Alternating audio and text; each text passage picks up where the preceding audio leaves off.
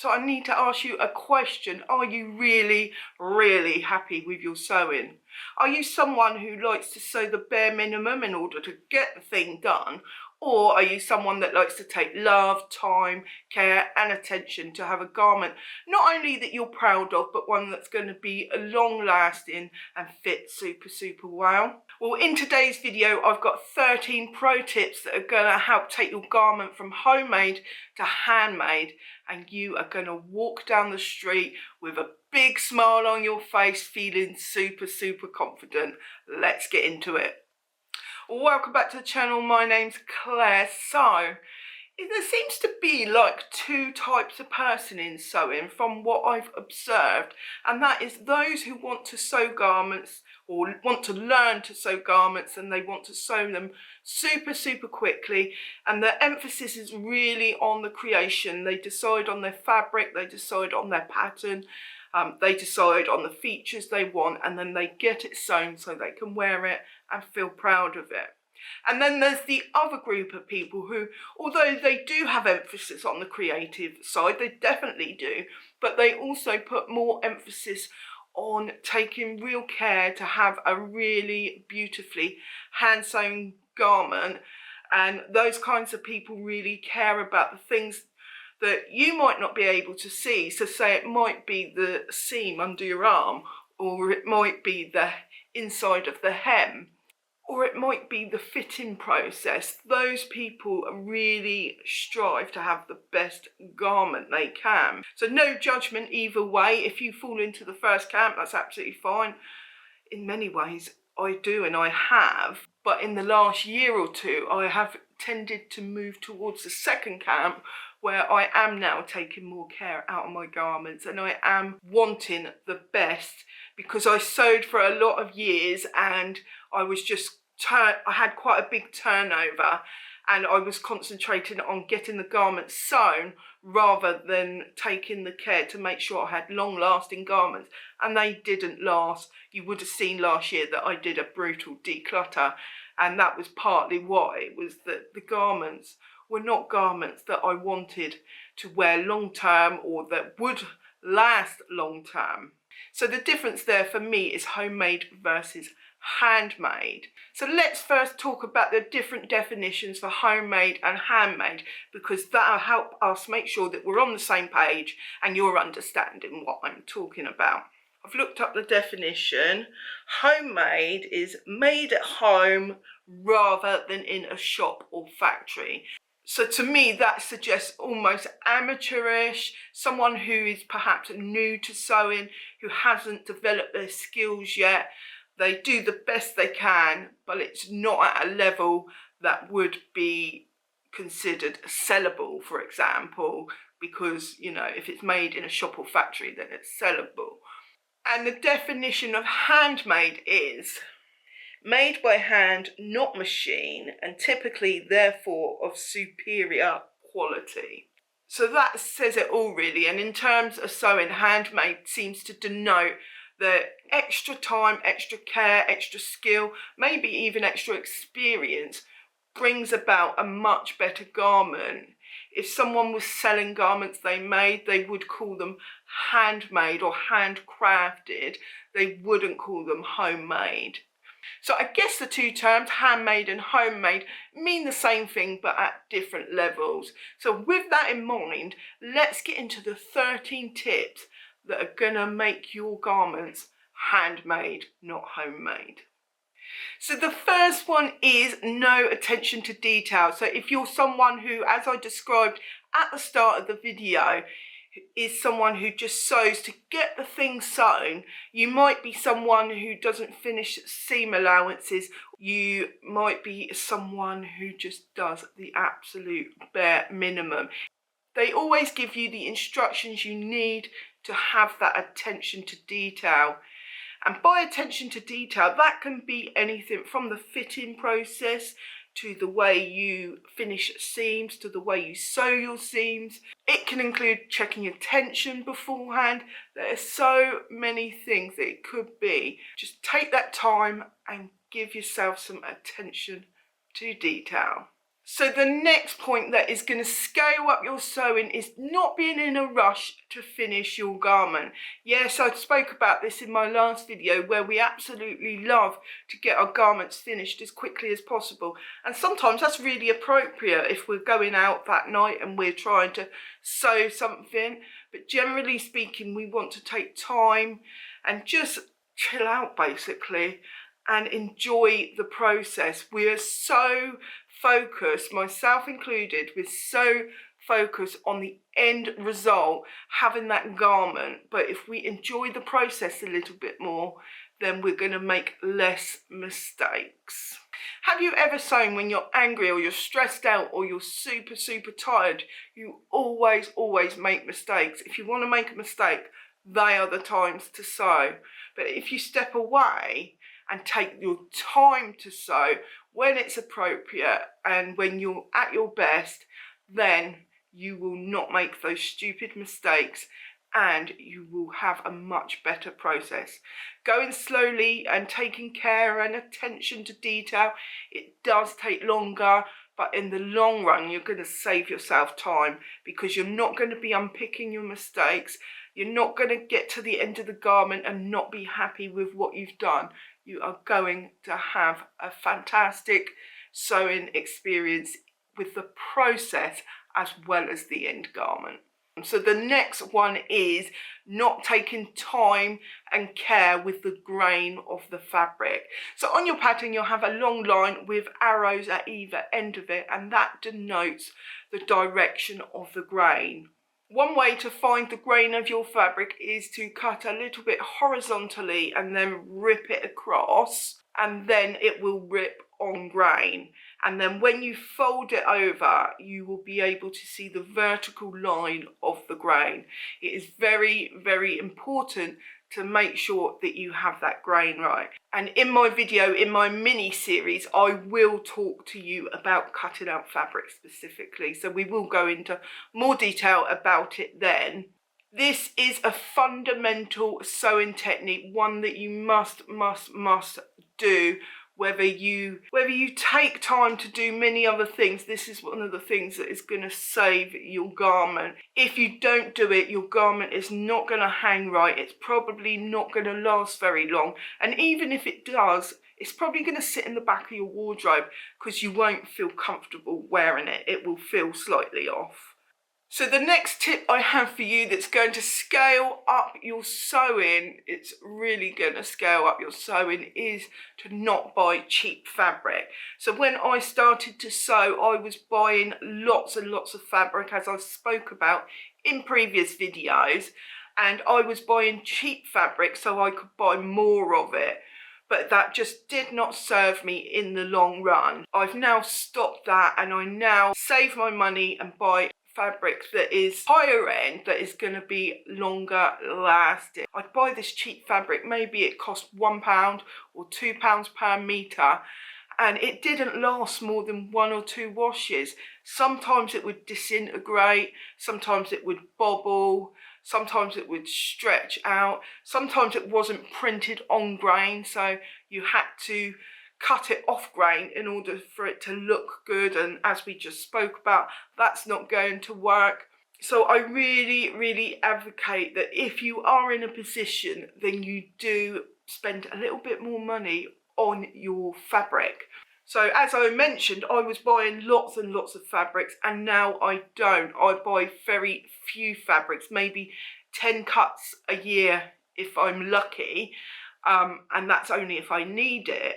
But because I'm doing that, I'm actually spending less money in the long run. Not only am I spending less money on the actual fabric, but in the long run, the garments are lasting a lot longer. The next tip that is going to escalate your sewing up and up and up is not being afraid to alter a garment once it is finished. So you might think that this isn't directly going to impact the finished result, but it does, because often, how many times have we sewn something and then it doesn't fit right, or we need to do something to it and it goes in the whip pile? How many times we've all done it? I've got my whip pile right next to me, and that's going to come in a video very soon. We've all done it where we've we spent 4-6 hours, maybe longer, on a garment, and then we just cannot face altering it. We don't like alterations as garment sewers, do we? And, you know, there's a good reason for that, because other people will ask us to alter their garments. No, that's not what I'm talking about. I'm talking about when you've made a handmade garment, taking care and love over it, and then it needs altering and you don't alter it. What a waste of time and effort that is. But also, even if you don't put it in the whip pile, you might wear it and think, oh, it'll do, I'll just wear it as is. I am very, very guilty of doing that. So say, for example, you made a top and the shoulders were hanging down a little bit. They are on here, but they're intended to be on here because this is a raglan. But say that you're doing a setting sleeve and the shoulders hanging too low, but you didn't do a toile and you didn't realise until your garment was finished, and then you think, oh, I don't want to bring it in. And all you've got to do is snip a bit of fabric and reset in the sleeve. Are you going to wear it with hanging off your shoulders, or are you going to take another hour or half an hour, depending on how fast you sew, and have a really well-fitting garment? So I seem to cause a little bit of controversy in my previous video for the next tip, and that is to press your garments as you go. So in my video, the 9 sewing behaviours that you don't do, or that seamstresses don't do, I didn't mention pressing as you go. Quite a few of you commented to say I forgot to mention it. I didn't forget.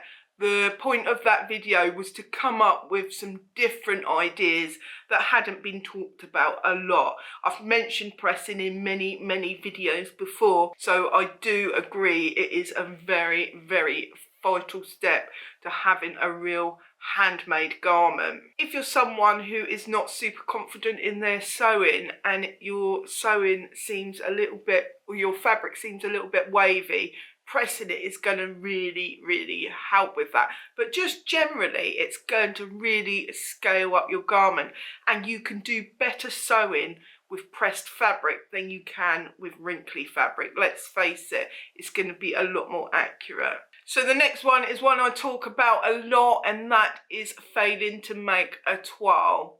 So I know that I have talked a few of you round to making toiles, and I'm really, really pleased, because you're going to have a much better end garment. But if you are someone who hasn't yet started making toiles and doesn't understand really the impact that they can have, then I really, really encourage you to give them a go. I never sewed toiles at all in my earlier sewing days. Sewing was so much more stressful back then, it really was. If you look back to the very early videos on my channel, oh, please don't, that's so embarrassing. But if you do, you will see that my sewing wasn't all that, and it was because I wasn't doing the toile. Quite often I would have clothes that were hanging off my shoulders or just didn't fit, and these are things that can really be worked out in the toile. In my bardon dress video, I went through the process of showing you that benefit of making a toile, and as you saw in that video, it really helped me to get a perfectly fitting garment once I cut out my main fabric. Making a toile is going to be one of those things that, although it takes longer in the beginning, like when you're making your toile, it's longer, you're using more fabric, etc. But in the long run, it is going to really, really benefit you. You're going to have a well-fitted garment that looks high-end. The next thing you can do to really scale up your sewing is to take time to understand the composition of fabrics and the behaviours that they exhibit. If you do this, you are going to have a better time choosing fabric for your patterns. Now, I will go into detail in this in a proper video very shortly. That's one of my up-and-coming videos, is to talk about how to choose fabric for a pattern. But just in real short terms, different fabrics have different properties. So you might have a quilting cotton that is quite stiff with not a lot of drape, or you might have a viscose or rayon that's got loads and loads of movement in it. And depending on the garment you're making, you'll choose one or the other of the fabrics. So for example, if I wanted to make a slip dress, I would want a rayon rather than a quilting cotton. But if you don't have that understanding of the different fabrics and what they can do for you, then you can't make them work for you. And you're going to have a harder time getting a garment that you're really proud of. Purchasing swatches from fabric shops can be really helpful, or even when you buy a fabric, keep a swatch of it so you can refer back to it to remind yourself of what it's like.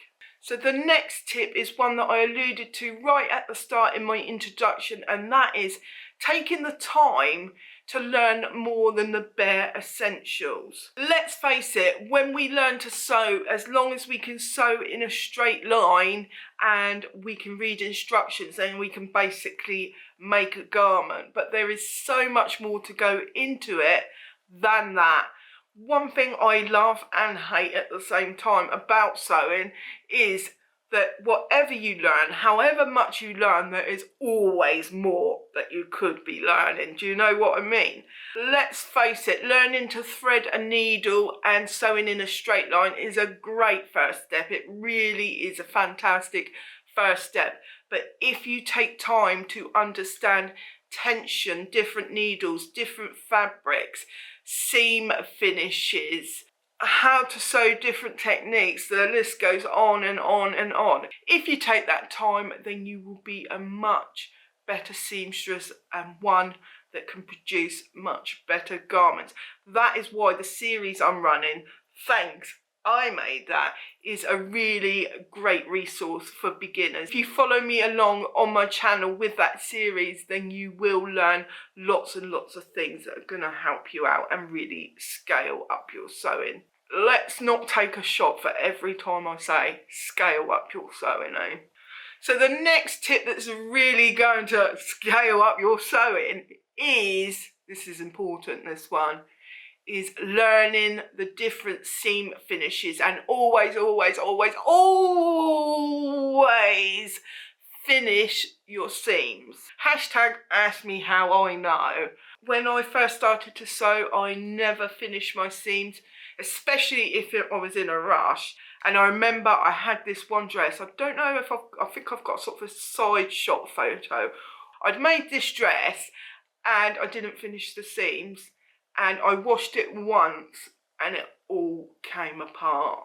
I could have cried, but it was a lesson I never ever forgot. When we start to sew, we might assume that finishing seams is more of an aesthetic thing rather than a functional, but it very much is functional. It is so important. I cannot emphasize enough how important it is to finish your seams. So the next tip that is going to scale up your sewing is not doing wonky top stitching. When we do top stitching, sometimes we'll sew one line and then go round again, and I think that actually shows what you've done, because the two lines can never be absolutely the same, symmetrical.